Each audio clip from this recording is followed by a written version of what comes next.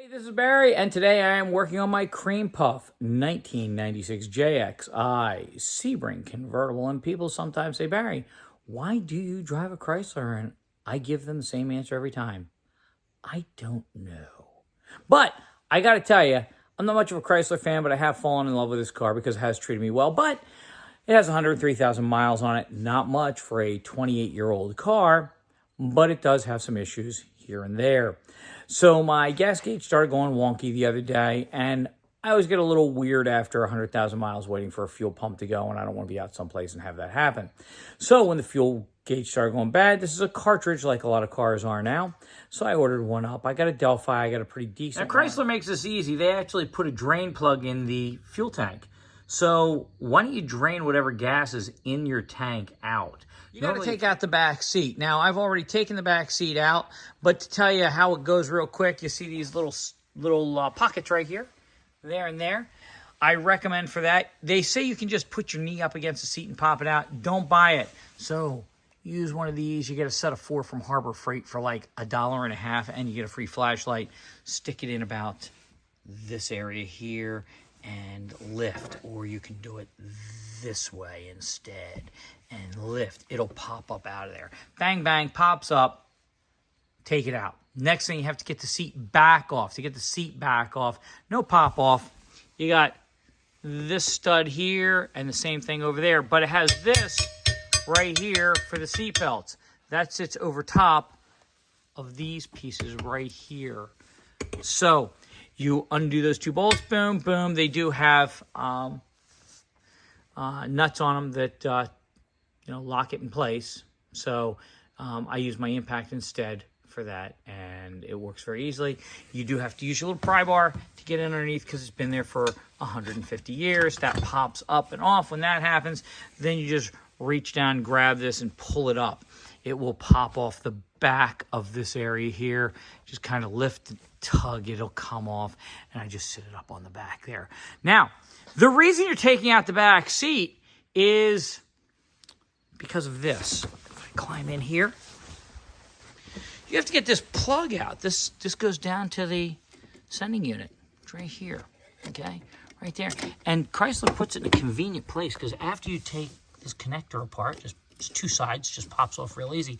But then look where the plug goes through this part here.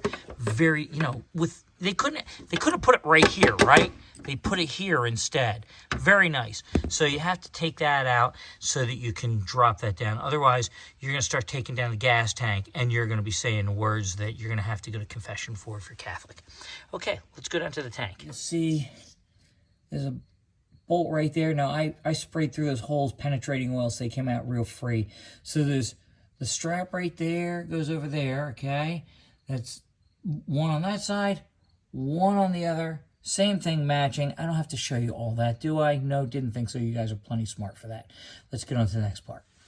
So Chrysler has an interesting ring on this, right? It looks pretty easy, like, I don't know, you just put your hand on top of that and twist that off.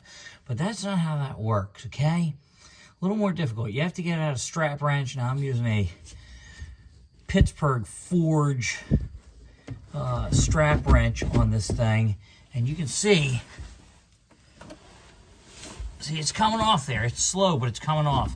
Okay, what you haven't seen is that after 28 years, this thing's got a lot of stuck on this.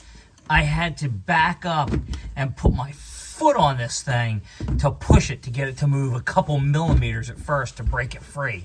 So it's a little bit more difficult than one might think, even though it looks really convenient and easy. Let me get this thing off. No need for you to keep watching. There you go. Through the magic of Hollywood, it's off. So let's pull this sending unit out, shall we? There's your little gasket right there. Don't lose that. I'll pull this out.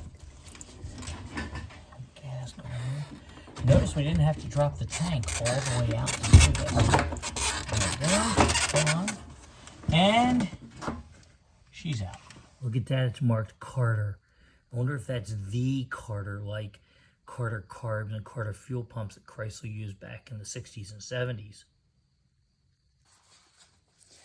Okay, so I think I told you I snapped both of these things off of the fuel pump, the inlet and whatever it is, the one for recirculating. Anyway, I snapped them off. They're old, who cares, right? But now I still have to get the connectors back into the original fittings. So I just take a little piece like this and I put it in here and I work it up so this little, the tab right there pops up over the edge. And when that one's up over, you come over to the other one, you pop that one up over, you just stick that in there. And then you play back and forth until you finally get it. Let me see if I can do this. Come on. Yeah, it turned out I just needed both hands to do it properly without the camera. That's it. Here's the piece. Here's the other one. I'll go pop this back up in its little insert area and it'll be good to go. And that, gone. By the way, there's a tool for that you pop up in there and take them out. But clearly, I'm the tool. So let's go take a look at them fitted back into the hoses where they belong. See, there they are, all happy and ready to go. So when I put the fuel sending unit in and the fuel pump, it'll be ready to go. By the way, there's the fuel filter back there. And I ordered one in, and I'm not sure if you can actually remove that without dropping the tank. I haven't really looked. But I have a new one on the way, but it's somewhere between here and Torrance, California. So I'm afraid I may not be getting a new fuel filter in this vehicle when I do this job because I want it back on the road. So there you go. Let's put the fuel sending unit in and button this thing up.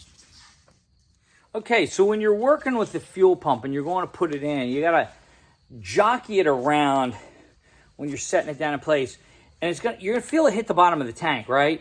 Well, that's normal. When you go to set this down, the flange here, it's going to hit the bottom of the tank. It's going to feel funny. And it's going to go. You're going to like kind of force it, and it goes.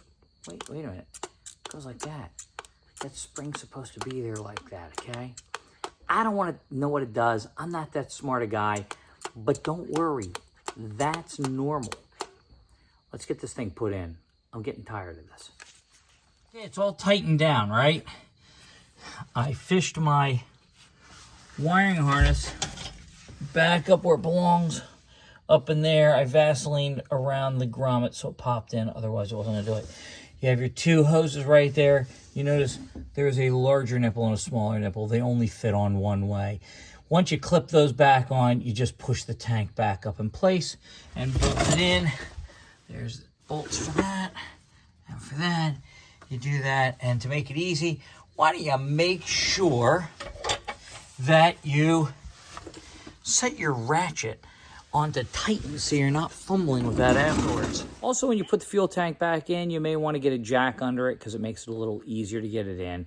It is tough to put the fuel straps back because to make them snug, they have to go back in snug, and sometimes that's a little bit of a fight. So have the jack there to jack it all the way up and then work them in. And even then, I had problems with one of them. You've got everything hooked up. Make sure you put your fuel back in the tank, and then you can start the car. We'll check it out and see if it actually runs after this is all done. Okay, let's turn the key on. Let the pump charge up the fuel system real quick. And let's see what happens. No promises on this.